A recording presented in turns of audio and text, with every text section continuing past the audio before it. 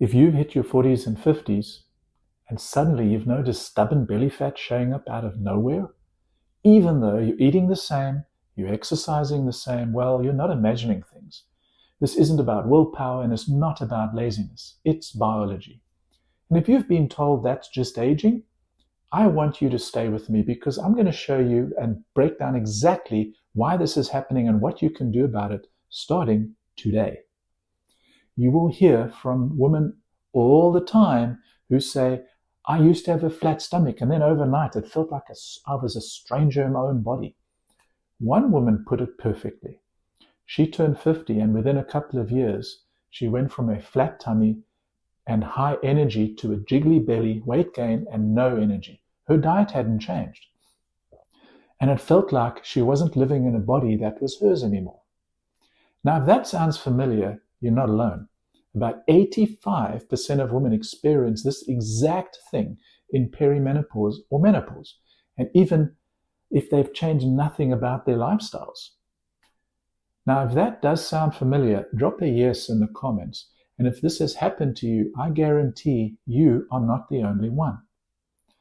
Here is the truth most people don't hear from their doctors. And it's not subcutaneous fat that you can pinch. That's the real danger. It's the visceral fat. Subcutaneous fat is the fat under your skin. And that might be annoying, but it isn't nearly as harmful. Visceral fat is different. This is the fat that builds up deep in the abdomen. It wraps around your liver, kidneys, and intestines, and even your heart.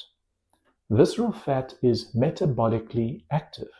This means it pumps out inflammatory chemicals 24/7. And this in turn drives up insulin resistance, spiking cortisol, and increasing the heart or the risk of heart disease, diabetes, dementia, and even certain cancers. This is why that sudden belly fat around menopause feels different, because it is different. And it's not just cosmetic, it's hormonal, it's biology. Now, this is dangerous to your long-term health. And here's the kicker. Even if you've eaten clean, exercised, and stayed healthy your whole life, this shift can still happen. Your hormones change, your estrogen drops, testosterone becomes more active, and your body starts redistributing fat from your hips and thighs to your belly. And it's not just the belly, it's the ripple effects, including the brain fog, anxiety, joint pain, poor sleep, and that nagging feeling of you don't feel like yourself anymore. Unfortunately, most women are not prepared for this, and too many are dismissed when they ask for help. You will hear stories like a woman whose doctor told her it's just aging. Another one wanted to put her on antidepressants, and someone else said it's all in their heads. That dismissal is heartbreaking because what's happening is real. And while you can't stop hormones from shifting, you can take back the control of your health, your energy, and yes, your waistline. Forget the BMI chart. Forget obsessing about the scale. A better indicator of your health is your waist to hip ratio. Measure the smallest part of your waist, measure the widest part of your hips, and divide the waist by the hips. For women, anything under 0.85 is a good sign. Over that, it's often a signal of visceral fat. And that number is far more accurate of a picture of your health than whatever your bathroom scale says. All right, so what can you do about it? Let's break down 5 evidence-based strategies that actually work. First, prioritize protein. Most women simply are not getting enough. If you start your day with cereal, toast, or oatmeal, well, that's basically zero protein. By the time dinner rolls around, you're trying to catch up. So to eat 110 grams in one sitting, that's equivalent of 4 average-sized chicken breasts. And the rest, well, gets stored as fat. Aim for about 110 grams per day spread evenly across breakfast, lunch, and dinner. Eggs, fish, chicken, Greek yogurt, beans, nuts, protein powders if needed. Now, if you're vegetarian, you'll need to be more intentional, but it's still doable. Protein keeps you full, supports lean muscle, and helps fight off visceral fat. Second, boost your fiber. Now, fiber is one of the most underrated tools for belly fat control. Not only does it help digestion, but it keeps your gut microbiome healthy. And research shows women with more diverse gut bacteria have less belly fat. Focus on soluble fiber: beans, oats, apples, strawberries, citrus, barley, and yes, vegetables like peas and potatoes. Now, track your intake for a week. Most women get about half of that than what they need. Aim for around 20 grams per day. Warning: add this slowly as it can increase gas and bloating. You don't want to be one of those people that nobody wants to be around in tight spaces like elevators. You've been warned. Third, support gut health with probiotics. Your gut isn't just about digestion. It affects mood, inflammation, and weight. Studies show that probiotic foods can reduce belly fat and even help weight loss during menopause. So you would add foods like yogurt, kefir, sauerkraut, kimchi, and miso, and fermented pickles. And if those are not part of your routine, a probiotic supplement can help fill the gap. Fourth, practice intermittent fasting the smart way. Fasting isn't about starving. It's about giving your body a break from constant eating so it can repair and reset.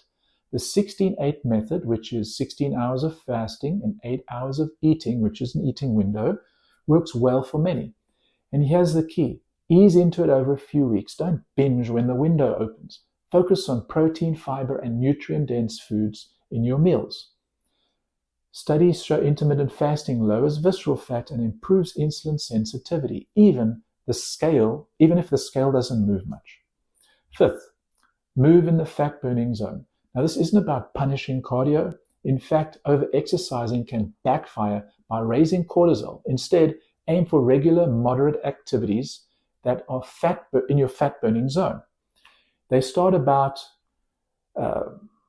if you age 50 to 60 years old, your beats per minute should range between 100 and 112 beats per minute. And for most, it's a brisk walk, light incline on your treadmill, cycling, or swimming. The goal isn't exhaustion, it's consistency. Combine that with strength training to maintain muscle and bone density, and you'll protect both your waistline and your independence as you age. Now, here is what most videos miss. It's not only about food and movement. Sleep, stress, and mindset play a big role. Poor sleep raises cortisol, which drives belly fat. Constant stress does the same. That's why daily habits like a 10-minute walk outside after dinner, winding down before bed, or practicing stress relief techniques can be game changers.